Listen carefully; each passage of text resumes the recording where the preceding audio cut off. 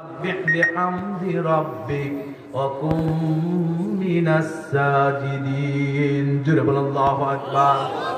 হে রাসূল, তাদের এই কথায় কষ্ট না পেয়ে এগুলো আপনি আমলে না নিয়ে আল্লাহর তাসবিহ পাঠ করেন, বিহামদি রাব্বিক, আল্লাহর প্রশংসা করেন, ওয়া কুম মিনাস সাজিদিন, বেশি বেশি আল্লাহকে সিজদা করেন, অর্থাৎ সালাত আদায় করেন। মৃত্যু আসার আগ পর্যন্ত যতদিন আপনি দ্বীনের কাজ করবেন, আল্লাহর কালিমা আপনি প্রচার করবেন, কোরআনের বাণী প্রচার করবেন, ততদিন পর্যন্ত আপনার উপরে অপবাদ আসবে। আপনি তাদের কথা কানে না নিয়ে আল্লাহর তাসবিহ পাঠ করেন, আল্লাহর প্রশংসা করেন, বেশি বেশি সালাত করেন, তাহলে অন্তরের মধ্যে আল্লাহ জান্নাতের প্রশান্তি দিয়ে দিবেন। জোরে বলেন সুবহানাল্লাহ। আজ যারা দ্বীনের দায়ী আছে, আজ হয়তো তাদের কাছে ক্ষমতা থাকার কারণে আবু জেহেলের উত্তরসূরিরা তখন বলতো কাহেন, এখন বলে রাজাকার, জানি বলেন।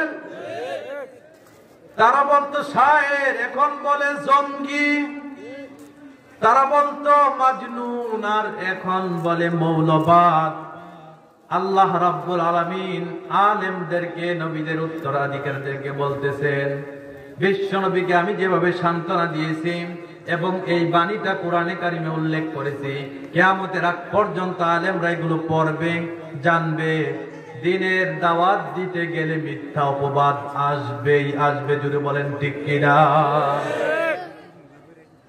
এজন্য আমরা দেখতে পারি কোরআনের যে পাখিগুলো আছে, যাদেরকে মানুষ বিশ্বাস করে, মানুষদের অন্তর থেকে তাদের বিশ্বাস তুলে নেওয়ার জন্য তারা তাদেরকে দর্শক বানাচ্ছে। বলেন,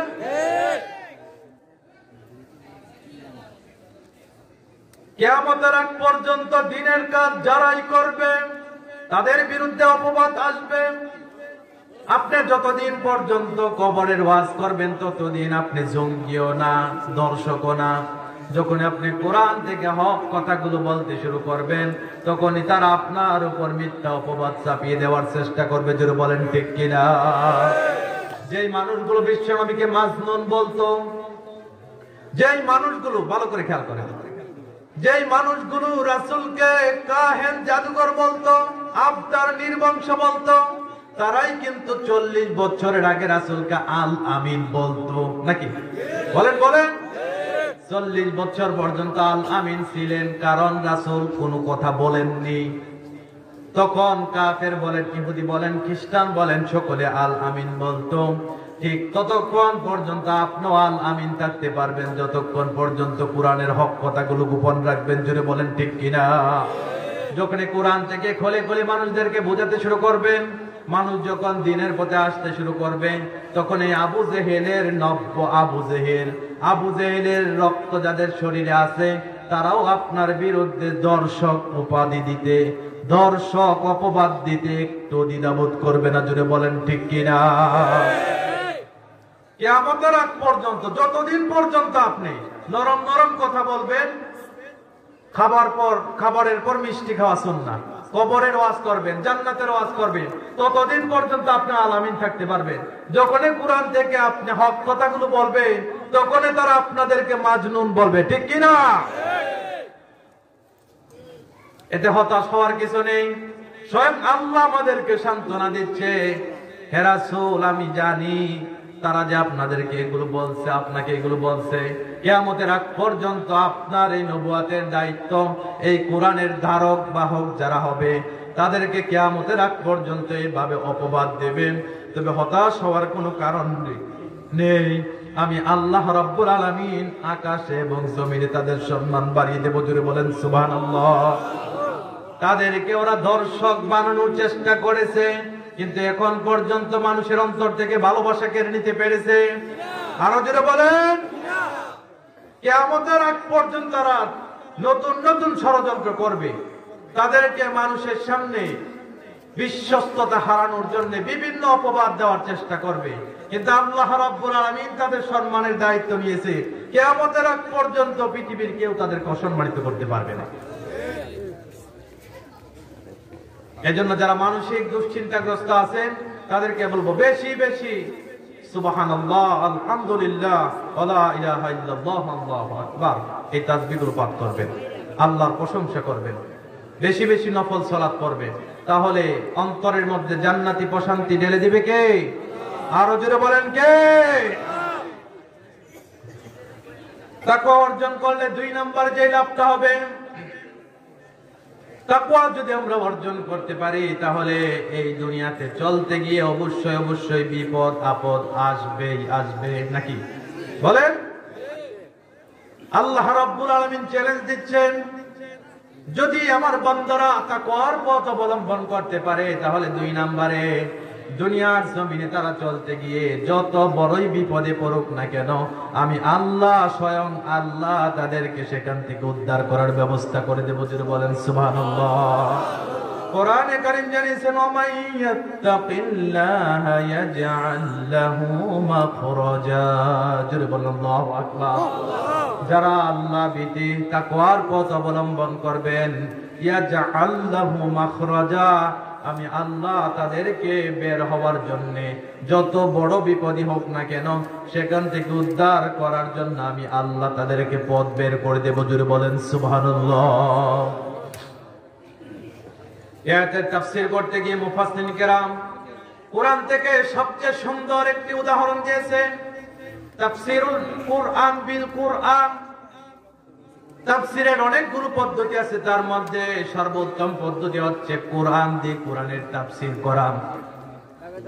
কোরআন বিল কোরআন করার সর্বাত্মক চেষ্টা করেছে হাফেজ ইমামউদ্দিন ইবনে কাসির রাহিমাহুল্লাহ। তাফসীর ইবনে কাসির, ইমামউদ্দিন ইবনে কাসির রাহিমাহুল্লাহ তার তাফসীর ইবনে কাসিরের মধ্যে আয়াতের তাফসীর করতে গিয়ে তিনি বলেন, আল্লাহকে যদি আপনি যথাযথ ভয় করতে পারেন তাহলে যত বড় বিপদই হোক না কেন, যত বড় বিপদে আসুক না কেন আল্লাহ আপনাকে হেফাজত করবে। তার জ্বলন্ত প্রমাণ হচ্ছে আমাদের সকলের প্রিয় নবী হযরতে ইউসুফ আলাইহিস সালাতু ওয়াস সালাম। জুলেখা যখন 7 দরজার পর সবচেয়ে নিরাপদ, পৃথিবীর কেউ ওই জায়গায় দেখবে না এমন কামরার মধ্যে যখন ইউসুফ আলাইহিস সালাতু ওয়াস সালামকে বন্দী করে ফেললেন, সবগুলো দরজা যখন বাহির থেকে লক করে দেওয়া হলো, বন্ধ করে দেওয়া হলো, এবং কি এমন কামরার মধ্যে ইউসুফ আলাইহিস সালাতু ওয়াস সালামকে খারাপ কাজের প্রস্তাব দিয়েছে, ইচ্ছা করলে ইউসুফ আলাইহিস সালাতু ওয়াস সালাম যদি ওইখানে করতেন পৃথিবীর কেউ দেখতো না আল্লাহ ছাড়া। কিন্তু ওই সময় তিনি ভয় করছেন কাকে? আরো জোরে বলেন কাকে?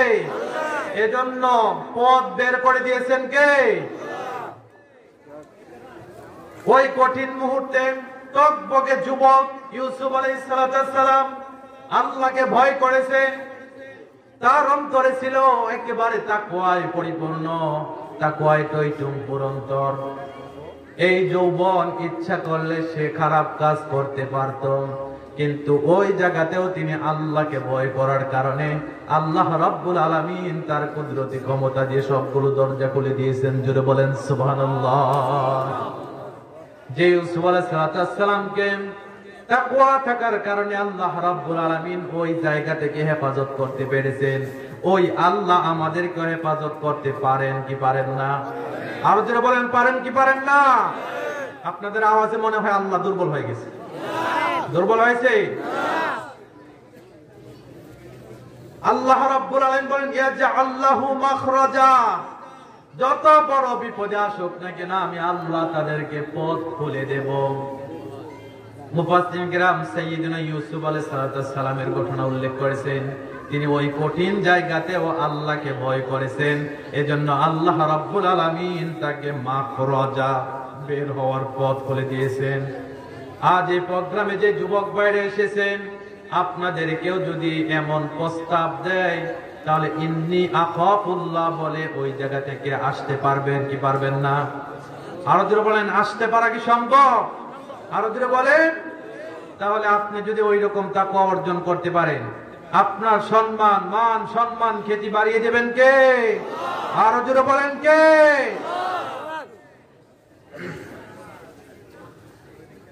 বুখারী থেকে একটি হাদিস উল্লেখ করে এই আয়াতের তাফসীর করেছেন তাফসীর আনোয়ারুল কুরআনের মধ্যে, তাফসীর মারিফুল কুরআনের মধ্যে। যারা আল্লাহকে যথাযথ ভয় করবে, পৃথিবীর যত বড় বিপদই তাদের উপর আসুক না কেন, আল্লাহ তাদেরকে ওই বিপদ থেকে রক্ষা করবেন। এই প্রতিশ্রুতি দিয়েছেন কে? আরো জোরে বলেন কে?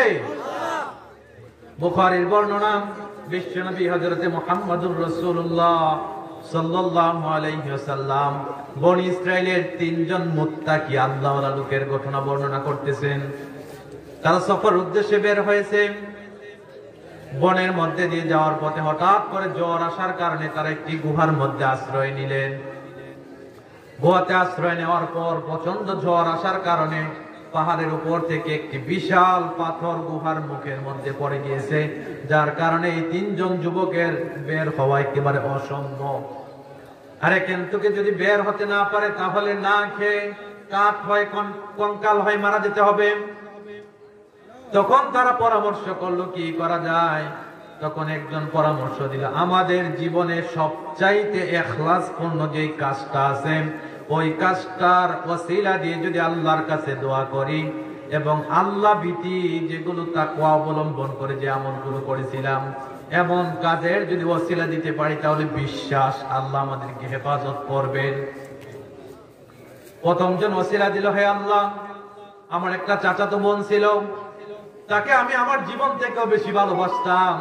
একজন পুরুষ একজন নারীকে যতটুকু ভালোবাসতে পারে আমি তার থেকেও বেশি ভালোবাসতাম। কিছুদিন পূর্বে যখন দুর্ভিক্ষ হয়েছে, সব জায়গায় টাকা পয়সা খাবারের যখন টান পড়েছে, এই সুযোগ বুঝে আমি আমার বোনটাকে জেনা করার জন্য প্রস্তাব দিলাম। তার বিনিময়ে 100 দিনার দেব। সে প্রস্তাবে রাজি হয়ে গিয়েছে, কেননা তার পরিবার উপাস খেতে পারে না, এখন এছাড়া কোনো মাধ্যম নেই, পথ নেই। আমি তার সাথে জেনা করার জন্য চলে গিয়েছিলাম, দরজা পর্যন্ত বন্ধ করে দিয়েছিলাম, তার 2 রানের পাশ মধ্যেও বসে গিয়েছিলাম। ওই মুহূর্তে হঠাৎ করে আমার বোন চিৎকার দিয়ে বললেন, ইন্নী আখাফুল্লাহ, আমি আল্লাহকে ভয় পাই, তুই আল্লাহকে ভয় কর। জোরে বলেন সুবহানাল্লাহ। হায় আল্লাহ, তখন আমার একবারে পরিপূর্ণ উত্তেজনা ছিল, তারপরেও আমি আপনাকে ভয় করেছি, ওই জায়গা থেকে ফিরে এসেছি।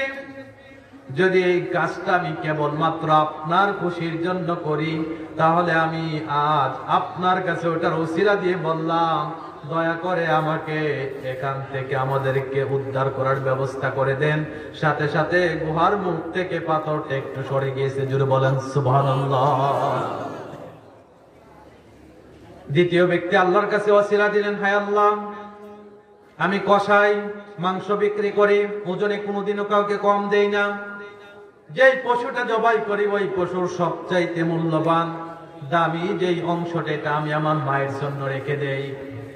একদিন মাংস বিক্রি করতে একটু দেরি হয়ে গিয়েছে, বাসায় গিয়ে দেখি আমার মা বাবা ঘুমিয়ে গিয়েছে, আমার বাচ্চাগুলো ক্ষুধার তাড়নায় কান্নাকাটি করতেছে। আমি যাওয়ার পর নিজ হাতে রান্না করলাম, আমার বাচ্চাগুলো ক্ষুধার তাড়নায় কান্নাকাটি করতেছে, কিন্তু আমি তাদেরকে খাবার দেইনি। আমি প্রথমে আমার মা বাবার মুখে খাবার দিয়েছি, তারপর আমার সন্তানদের খাবার দিয়েছি। আল্লাহ, তুমি বলেছো তোমার পর মা বাবার সম্মান করা লাগবে, তাদের খেদমত করা লাগবে। আমি কেবলমাত্র তোমাকে খুশি করার জন্য এটা করেছি। যদি তোমাকে খুশি করার জন্য করে থাকি তাহলে দয়া করে গুহার মুখ থেকে পাথর সরিয়ে দাও। সাথে সাথে আরেকটু সরে গেল। 3 নম্বর ব্যক্তি তার জীবনের একটা ইখলাসপূর্ণ তাকওয়াপূর্ণ মনের কথা আল্লাহর কাছে বলতেছেন, হায় আল্লাহ, আমার অনেক পশু, এগুলো আমি বিভিন্ন রাখাল ভাড়া করে চড়াই। একদিন এক রাখাল কাজ করার পর তার বিনিময় না নিয়ে চলে গিয়েছিল। এই বিনিময়টা আমি বিনিয়োগ করে তার সম্পদগুলো আমি আলাদাভাবে লালন পালন করেছি, যত্ন করেছি। তার বিশাল বড় এক পাল হয়েছে। বহু বছর পর সে আমার কাছে প্রতিদান চেয়ে এসেছিল। আমি তাকে পুরো পালটাই দিয়ে দিয়েছি কেবলমাত্র আপনাকে খুশি করার জন্য। এটা যদি আপনার খুশির জন্য করে থাকি তাহলে দয়া করে গুহার মুখ থেকে পাথর সরিয়ে দিন। সাথে সাথে আল্লাহ রাব্বুল আলামিন সম্পূর্ণ পাথর সরিয়ে দিয়েছেন। জোরে বলেন সুবহানাল্লাহ। আমার ভাইরা, এই যে মানুষগুলো তাদের জীবনের ইখলাসপূর্ণ তাকওয়াপূর্ণ যেই কাজগুলো কেবলমাত্র আল্লাহকে খুশি করার জন্য তারা করেছিল, এগুলোর ওসিলা দেওয়ার কারণে আল্লাহ রাব্বুল আলামিন এমন বিপদ থেকে তাদেরকে রক্ষা করেছেন, পৃথিবীর সবচেয়ে বড় ক্ষমতাধর শাসকও যেখান থেকে রক্ষা করতে পারতো না। জুড়ে বলেন ঠিক কিনা? ঠিক তেমনি ভাবে কিয়ামতের আগ পর্যন্ত যারা আল্লাহকে ভয় করবে, আল্লাহর ভয় নিজেদের জীবনটাকে সুন্দরভাবে সাজাবে, নিজেদের জীবনটাকে কোরআনের রং দিয়ে সাজাবে, আল্লাহ রাব্বুল আলামিন বলেন ইয়াজআল লাহু মাখরাজা, পৃথিবীর মধ্যে যত বড় বিপদে আসুক না কেন আমি আল্লাহ স্বয়ং কুদরতি হাত দিয়ে তাদেরকে উদ্ধার করে দেব। জুড়ে বলেন সুবহানাল্লাহ। তাকওয়া অর্জন করলে 3 নাম্বার যে লাভটা হবে, আল্লাহ রাব্বুল আলামিন পরের আয়াতে বলেন ওয়ায়ারযুকুহু মিন হাইসু লা ইয়াহতাসিব। জুড়ে বলেন আল্লাহু আকবার। তাদেরকে এমন এমন জায়গা থেকে আমি রিজিকের ব্যবস্থা করে দেব, যে জায়গা থেকে রিজিক আসতে পারে তারা জীবনে কল্পনাও করে নাই। অর্থাৎ আল্লাহ রাব্বুল আলামিন আপনাকে এমন এমন রিজিক, এমন এমন জায়গা থেকে রিজিকের ব্যবস্থা করে দেবেন, যেই রিজিকের কল্পনা আপনি জীবনেও করেন নাই। ওই মানুষটা আপনাকে দান করবে, আপনার ভালো একটা চাকরির ব্যবস্থা করে দেবে, যেটা আপনি জীবনে কল্পনা করেন নাই। আল্লাহ রাব্বুল আলামিন এমন এমন উৎস থেকে আপনার রিজিকের ব্যবস্থা করে দেবেন। এর তাফসীর করতে গিয়ে মুফাসসিরিন কেরাম একটি ঘটনা উল্লেখ করলেন। আমিরুল মুমিনিন হযরত ওমর ফারুক রাদিয়াল্লাহু তাআলা আনহু যখন মদিনার রাষ্ট্রনায়ক হলেন, হযরত আবু বকর সিদ্দিক রাদিয়াল্লাহু তাআলা আনহুর পর যখন তিনি শাসন ক্ষমতায় গেলেন, তখন হযরত ওমর ফারুক রাদিয়াল্লাহু তাআলা আনহু তার শাসন ব্যবস্থা এতটাই কোরআনের সাথে সম্পৃক্ত ছিল, কোরআন দিয়ে এমন ভাবে তিনি রাষ্ট্র পরিচালনা করেছেন, যার কারণে তখন একটা পশু পর্যন্ত রিজিকের অভাবে মরে নাই। জুড়ে বলেন সুবহানাল্লাহ।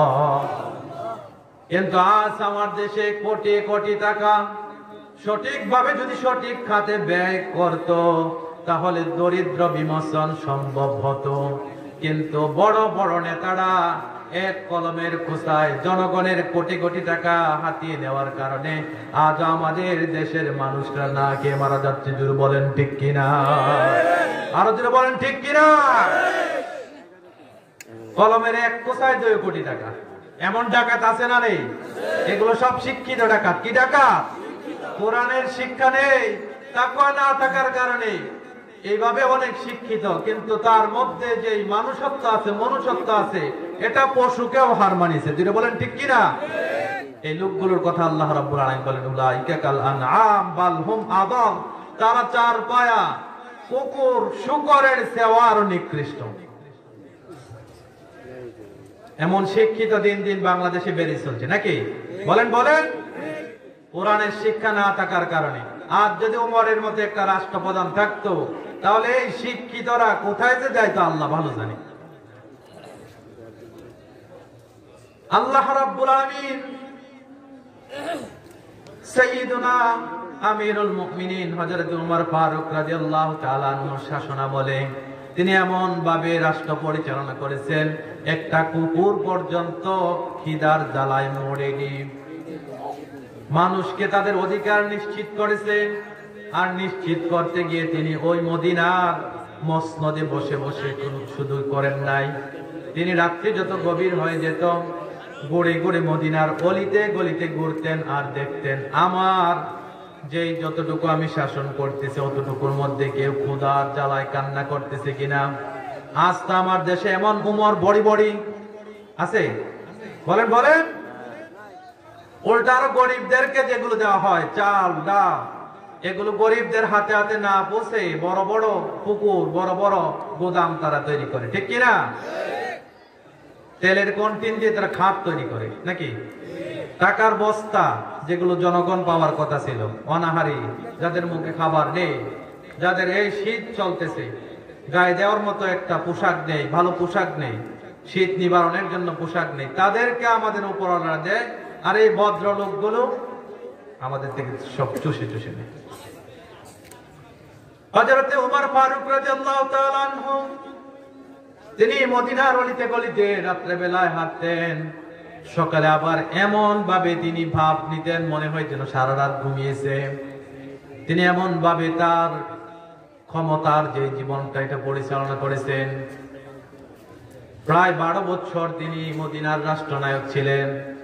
এই মদিনার রাষ্ট্রনায়ক হযরতে ওমর ফারুক রাদিয়াল্লাহু তাআলা আনহু এইভাবে তার রাষ্ট্র পরিচালনা করতেন। একদিন ঘুরতে গিয়ে দেখতেছেন একটা ঘরের মধ্যে টিম টিম বাতি জ্বলতেছে। হযরতে ওমর ফারুক রাদিয়াল্লাহু তাআলা আনহু বাতির দিকে লক্ষ্য করে হাঁটতে শুরু করলেন। আর একটু কাছে যাওয়ার পর দেখলেন কি যেন আওয়াজ, মনে হচ্ছে যেন মানুষ জাগ্রত আছে, কি যেন পরামর্শ চলতেছে, কথা চলতেছে। কাছাকাছি যাওয়ার পর যখন কান পাতলেন তখন দেখতেছেন মা এবং মেয়ের মধ্যে কথোপকথন হচ্ছে। মা মেয়েকে বলতেছেন, মেয়ে, আজ আমরা বকরিদের থেকে যতগুলো দুধ দহন করলাম, আগামী দিন যদি বাজারে বিক্রি করি এটা দিয়ে আমাদের সংসার চলবে না, এর মধ্যে পানি মিশিয়ে দাও। খলিফাতুল মুসলিমিন আমিরুল মুমিনিন হযরতে ওমর ফারুক রাদিয়াল্লাহু তাআলা আনহু তিনি হয়তো রিট জারি করেছেন, খাদ্যে ভেজাল দেওয়া যাবে না। বাংলাদেশে খাদ্যে ভেজাল নেই, বলেন বলেন, ওজনে কম আছে না নেই? খাদ্যে ভেজাল আছে না নেই? তখন মা বলতেছেন আমিরুল মুমিনিন হয়তো ঘুমিয়ে গিয়েছে, দুধের সাথে একটু পানি মিশিয়ে দাও, তাহলে দুধ বেড়ে যাবে, বেশি দামে বিক্রি করতে পারবো, আমাদের সংসারও ভালো চলবে। তখন মা বলতেছেন হে মা, মেয়ে বলতেছেন হে মা, আমিরুল মুমিনিন হয়তো দেখবে না, কিন্তু আপনার আমার সৃষ্টিকর্তা আল্লাহ তো আমাদেরকে দেখছেন না, দেখেন না?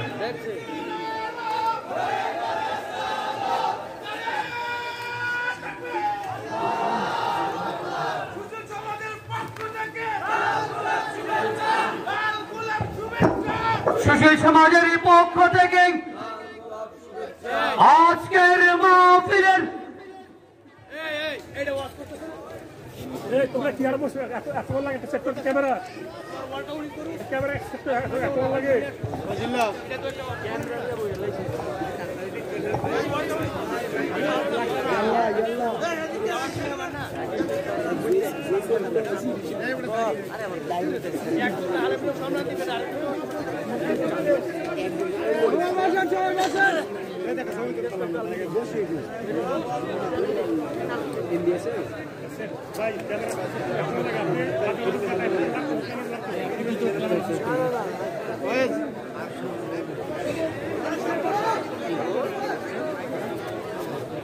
সকলে শান্ত হন, চুপ করেন।